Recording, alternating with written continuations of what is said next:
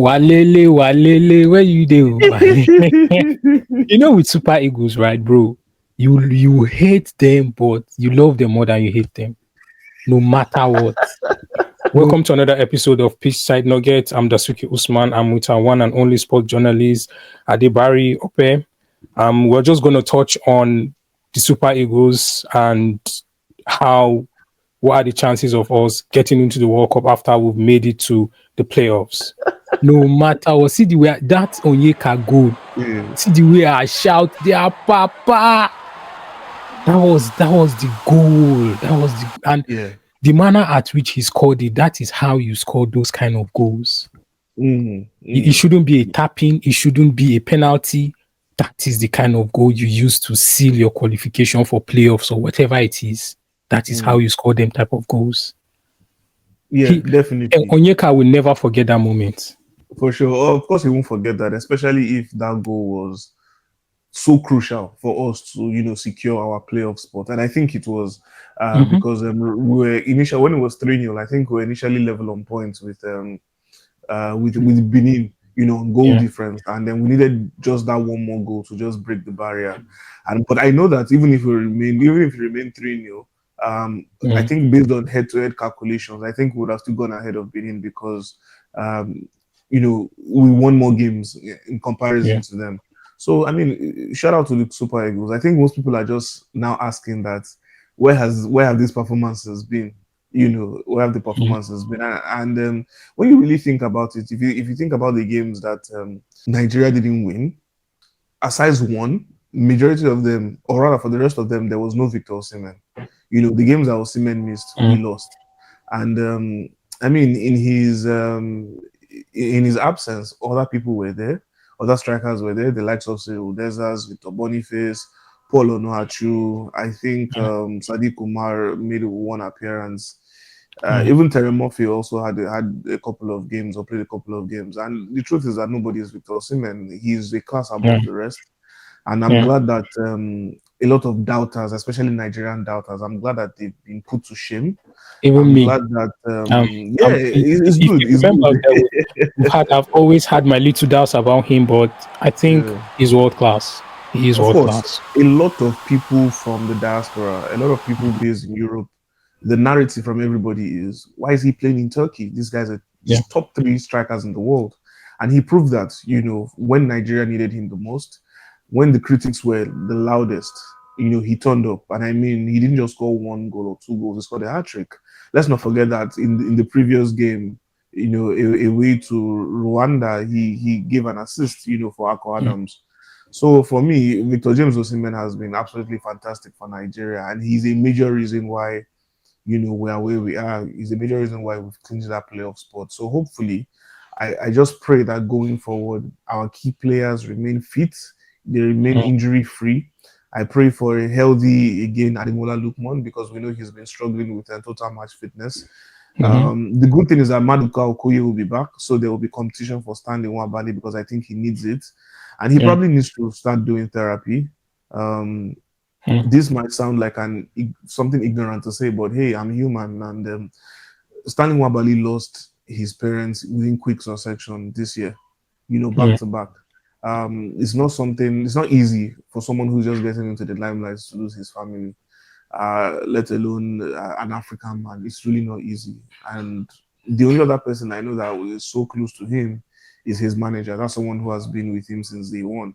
So I think Stanley Nwabali needs all the help he can get, mentally and otherwise as well. You could see the scuffles between him and Osimhen and Basi, and Ndidi. It wasn't really needed, and they were all just trying to put him to order. They were just trying to caution him so that we don't concede a goal again. And, his reaction really wasn't the best. I think he was solid to do anyway. I think he was solid to do. Of course. In keeping a clean sheet, he has a big part to play in that. It's not just about the defense. And for the first time ever, Dasuki, if I'm being very honest with you, for the first time ever, in the 6 qualifier games that he has taken charge of, and in the entirety of all the games he has been in charge of as coach of Super Eagles, I actually agreed with the starting lineup. from Eric Shell, and 100%. I agreed with the The same. substitutions. I'll be very honest with you. I'm glad that Same with me. he grew the cojones to be able to drop Trust Ekong, because the truth was that, look, we didn't need him. Steve Munier was going to bully him one way or the other. So I think he went with the right back four, considering the fact that there's no Olaino, no Brat Osai Samuel. I think Benjamin Friedrichs has been an absolute revelation since the Unity Cup, and he's someone who will continue to do wonders for the Super Eagles. I think Brentford will be doing their best now to possibly integrate him into their first team come next season, and maybe tie him down to a longer contract so that they'll gain the most from him. And I think Akko Adams did very well, even though he didn't score. He reminds me of a table. I think maybe with his feet, yeah. He reminds me yeah. I don't the way understand he you. plays, his Exactly. profile. I do. And I think, understand that. I think, and Osimhen needed a player of that profile next to him. True. Someone who enjoys, dropping into the pockets and even dropping deep as well. I think Akko Adams has looked to be the best fit for him, for Victor Osimhen going forward, and I think everybody played well. Olakunle Olusegun, maybe a couple of loose deliveries. I think two. However, you could see the hunger and the desire from him. He was also charged up. He knew he wanted to, make a very, very good impression. Moses Simon, wow, 2 assists in one game, and that is 5 assists in 3 years. And these two coming after how many years? That was, for me, absolutely amazing. His deliveries were spot on. Moses Simon is always someone that I have always questioned when it comes to his set piece delivery. I think today his set pieces were spot on. And finally, Samuel Chukwueze. This is someone who I have honestly said in the past that I don't want to see him wear the white and green of Nigeria again. But I think he proved his doubters wrong. I'm sure Marco Silva will be looking at this performance, and he has probably seen another way in which he can deploy Chukwueze to be useful for him. And I think that link up between Chukwueze and Osimhen at this point in time is generational. From 2015 to 2025, it's really not easy, but those boys have been doing it. And I think everybody that played for the Super Eagles today played well. To the substitutions, Onyemachi, Terem Murphy, Frank Onyeka, and I think a big shout out as well to Zaidu Sanusi. He has slowly made his way back into the Super Eagles squad, and I felt it was absolutely fantastic today. Big performance from him, and I think everyone did well at the end of the day. I'm sure Ademola Lookman knows that he himself has to step up. Of There's course, competition. Everybody wants to play. Everybody wants to be at the World Cup. So this is good. This is the first step in the right direction. Now, the next step is canceling those friendly games to Paraguay and to Venezuela and Colombia. Pardon me. Yeah. Let's focus on those playoff games in Morocco. Keep the team together. Keep the coach together. Give him more of a free hand to pick the players he wants, and support him, and support the players as well. Pay them their bonuses, please. Don't give these players a reason not to be focused. Please don't do that. I know we've criticized. I know on this platform we've criticized Eric Chell quite a number of times, even though we still understand that he's been better than the past two that we've had in persons of Pissarro and Finidi. Eric Chell hasn't lost a game since he took charge of the Super Eagles. Well, except the Chan games, he was in charge of but that's the Super Eagles beating. That's the Super Eagles beating, exactly. But since he's took charge of the Super Eagles, we haven't lost any game. That is impressive. True. 6 games. It just shows. I think we've drawn 2, and won 4. So you look at those games that probably if he had been in charge from the get-go of these qualifiers, we wouldn't have been in this position that we are in now.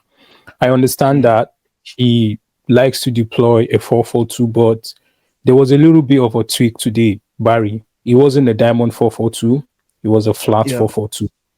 It was a flat 4-4-2 that we understand the Super Eagles to use over the years. And I think the 4-4-2 is the fundamental formation or system that you can use in football. It covers I think Arsenal, you defend in a flat 4-4-2 formation. And there's a team I watched recently, and they've skipped my head I'm trying to think, but I could see them defending in a flat. It was Brazil. Brazil, they defended in a flat 4-4-2 when I watched them against South Korea. So, like you've mentioned, Barry, I think Erichel was spot on with when I saw the starting 11. I was very happy. I was like, yes, I don't think there's anybody who doesn't deserve to be here from the crop of players that he had. And big shout out to Iwobi and Ndidi. They kept it very simple in the midfield, especially Iwobi. Iwobi allowed Ndidi to dictate how they move, and he just did the rest. Iwobi's positioning, I don't think if people noticed, but he was there for any player that needed help. That was all Iwobi was doing today in the middle of the park, while Ndidi was obviously protecting the back four. And Iwobi was available for any other wing, for Chukwueze, Simon, anybody that needed a bounce, Iwobi was there to help you pick the loose passes and things like that. So, I was impressed. People, Nigerians are asking, where was this performance all this while? With Super Eagles, we need to get to a point where we don't carry calculator.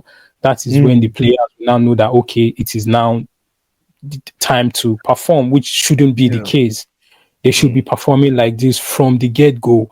But obviously, with Pizarro, he had a different system, which is 5-3-2 or 3 at the back, whichever way you want to look at it. And I don't think a lot of players would really enjoy playing in that system. It doesn't allow you to express more. It doesn't allow you to attack. I think that was why we weren't scoring too many goals with Pizarro. And then with Finidi, like you said, Barry, in the last episode, he was almost like he was set up, So with a lot of reasons, and he also didn't have Osimhen. Osimhen was injured when Finidi was in charge. Exactly, so Finidi didn't have the privilege of having Osimhen. Exactly. So, but with Eric Chell now, I think he was lucky to have a fit Osimhen. Even if some of the games, I think Osimhen wasn't fully fit, but he still played. But big shout out to everyone. Everyone played well. But particularly Ako Adams, I liked how he played his role well. He understands what he needs to do. It was almost like what Brown Ideye was doing for what's his name? Emmanuel Emenike. So every striker need that player that would work for him. And I think Ako Adams is ready and willing to work for Osimhen. For our listeners that don't understand, because I've already had people messaging me like, how are we in the playoff? How have we qualified? I don't know if you can really break it down for our listeners to understand. And with the fact that the Super Eagles finished with 17 points, but I think the reason for us to be able to get to the playoffs is because obviously Eritrea withdrew from the qualifiers, which means I think the points gained against the bottom teams of every group would be taken off those teams. So I think other teams in other groups, they had like maybe 6 points against the bottom teams, and so they had to lose 6 points. We only gained 2 points from Zimbabwe, which means we only lost 2 points due to that rule, and that took us to 15 points. And I think that's how we're able to make it to the playoffs. The first phase is to be the best in Africa, qualify, and then be one of the best on the intercontinental stage to then stake our place as the ninth African country that's going to be competing at the World Cup.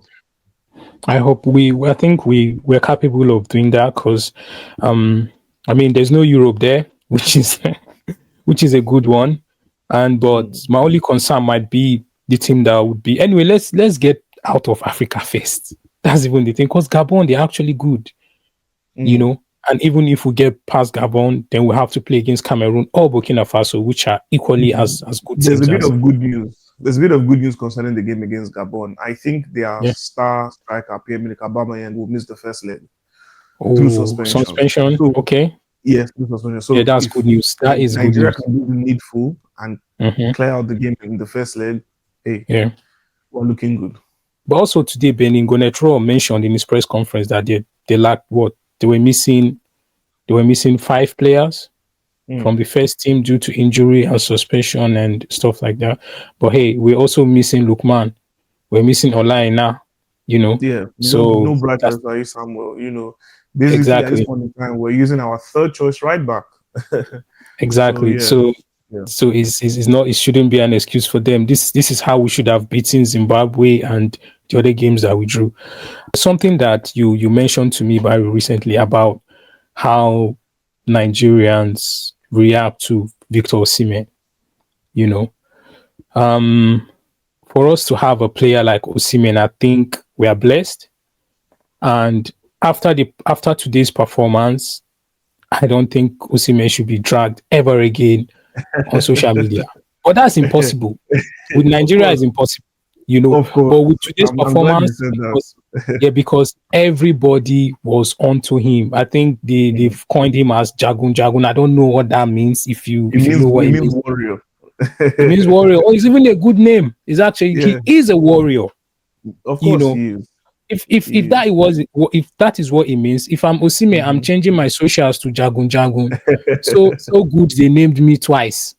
Yeah, but you don't really. The truth is that Osimhen might have that fighting nature. Yeah, However, with the quality we have on paper, a striker like Victor Osimhen should not be struggling to score goals. He should be 100%. served on a platter of gold.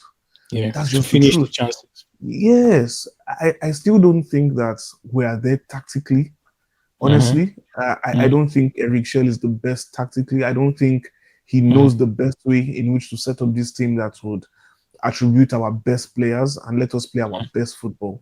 That's just the truth for me. There were rumors about if we don't make it to the World Cup, Austin Eguavoen was to replace Eric Chell. But for me, if you ask me, I think they should allow him to take us to the AFCON in Mm, Morocco. Also, it's possible that the performance in the playoffs in November might, you know, determine whether the NFF will let Eric Chell still be in charge in mm. for the AFCON in December. But I think he's capable with what he's done today and not losing the game for the Super Eagles. I think that is quite impressive. So they should let him do his job. I'm happy with well, at least we can talk about this with a smile in our faces, Barry. We're not talking about It's a yeah, huge we're not relief. having you say? It's a huge relief, honestly. It's a Yeah, it huge relief. is. I It is. was going into this game pessimistic, hoping Yeah, that it rubbed off the opposite way, and it did. yeah, So I'm not overly elated, but yeah, I'm calm. But yeah, honestly, I am happy. I am yeah. happy at the end of the day.